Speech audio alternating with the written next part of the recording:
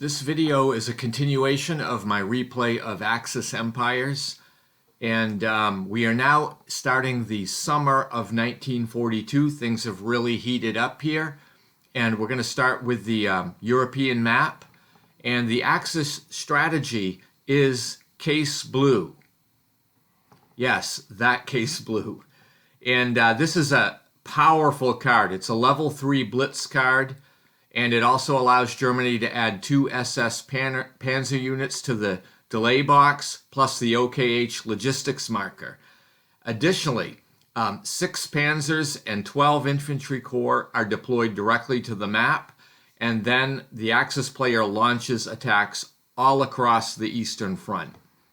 As you can see in this picture here, the fortress at Sevastopol Falls in Crimea. You can see the 3rd Panzer Army, even though it's reduced, is holding that along with the south headquarters near Kerch.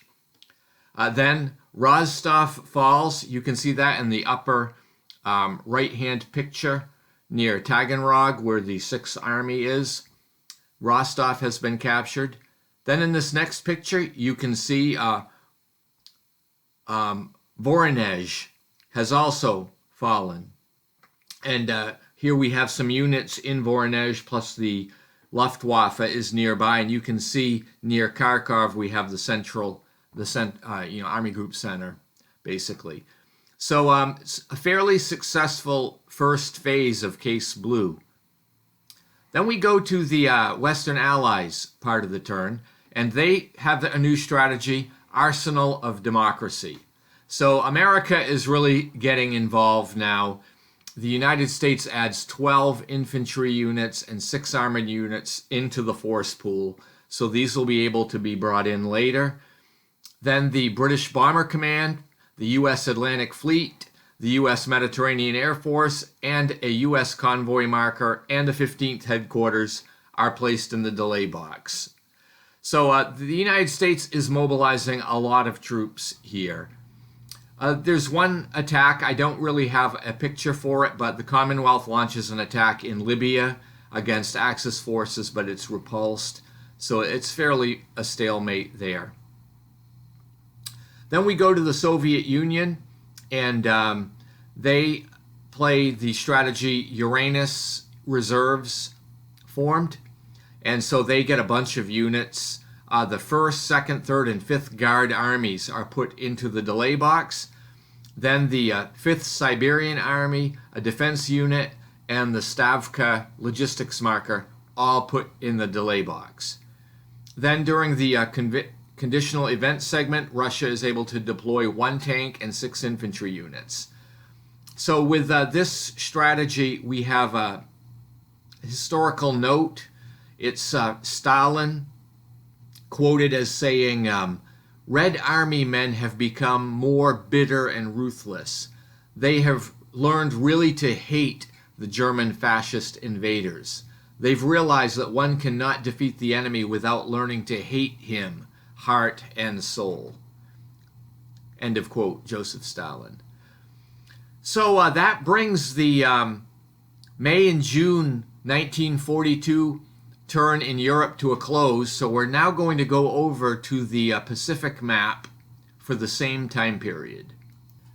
So Japan plays a historical event for their strategy, Mi-Go Offensive. I hope I said that right. But this is basically the Japanese attempt to capture Midway. And on this card we have a historical comment from Yamamoto, where he said, quote, "The position cannot be maintained if we go on the defensive. To secure it, we must keep striking at the enemy's weak points, one after another." End of quote. So even though as the Axis player I don't think this is a good idea, I'm going to attempt anyway to invade Midway. I basically rolled a die with a 50-50 chance one way or another, and so I drew the short straw here. So the Japanese commander is trying to establish a beachhead for a landing on Midway. And the Axis player has carriers and surface ships, but the U.S. has an air base on Midway, which knocks out one of the surface fleets.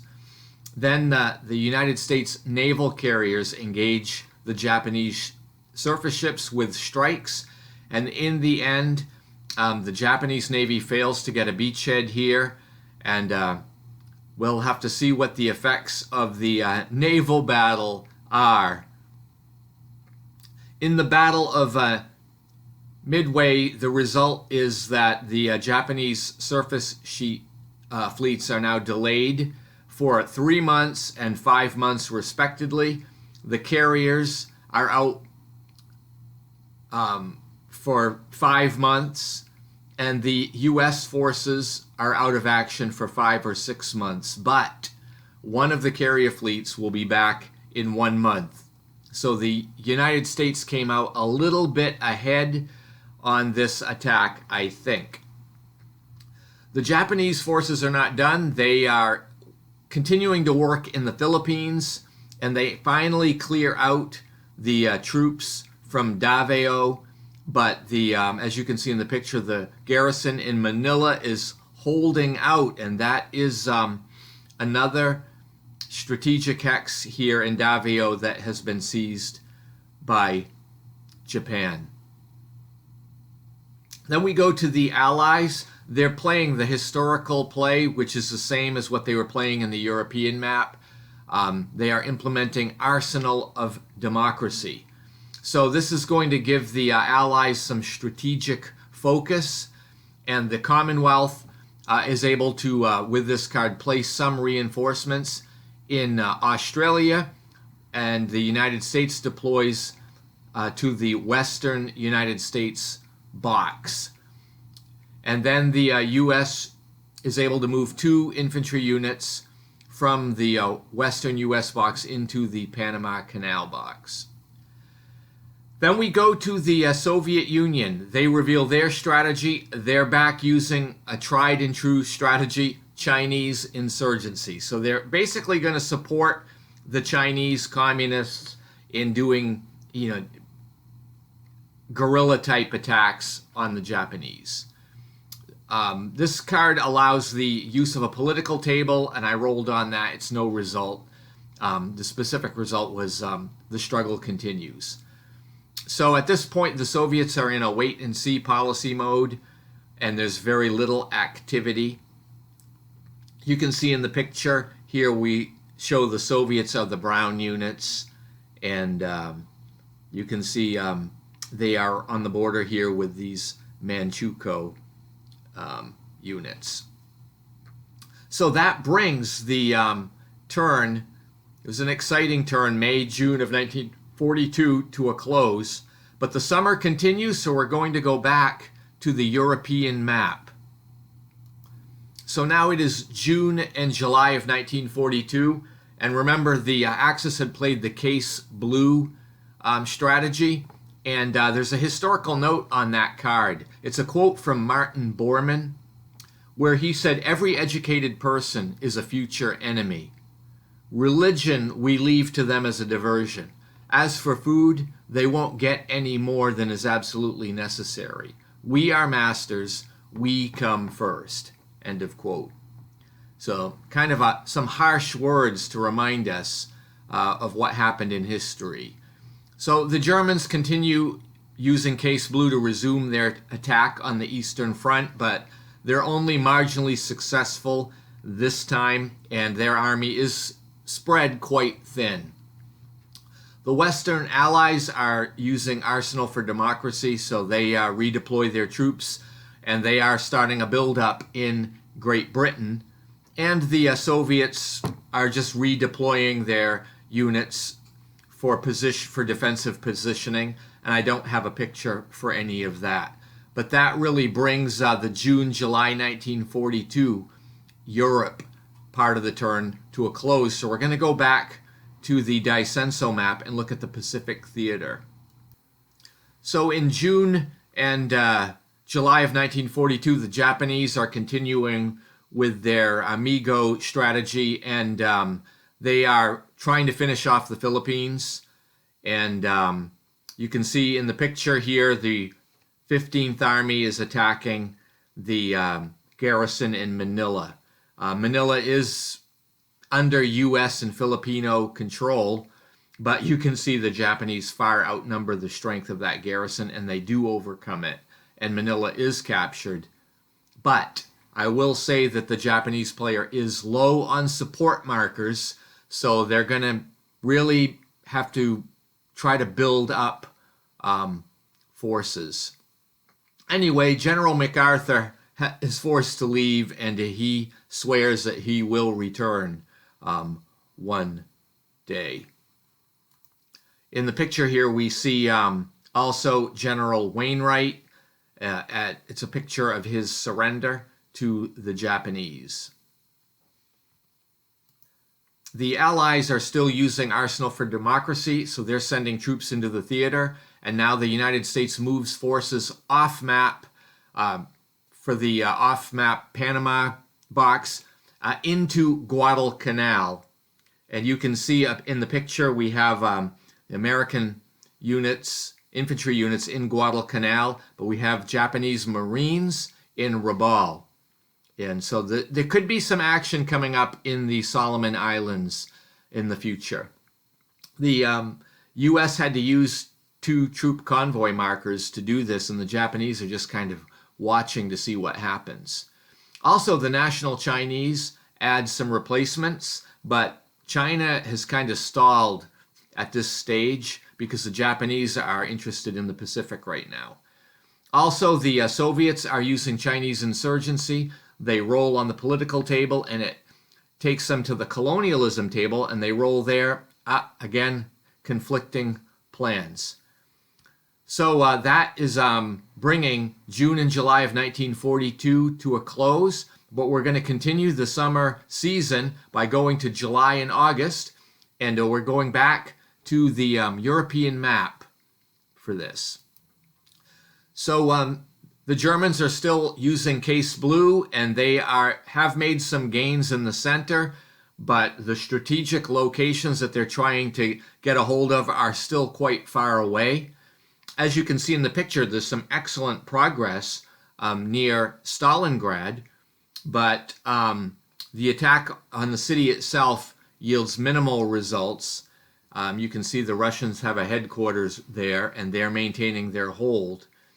The Germans also launched some attacks in the Caucasus, which I don't have a picture for, but this attack is repulsed.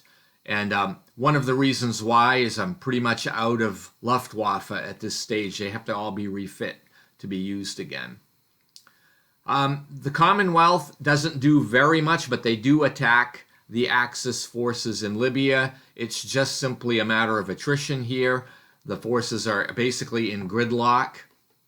And finally, I go to the Soviet Union. They're just redeploying, and they are trying to buttress their units in Stalingrad to prevent the Axis from getting that location.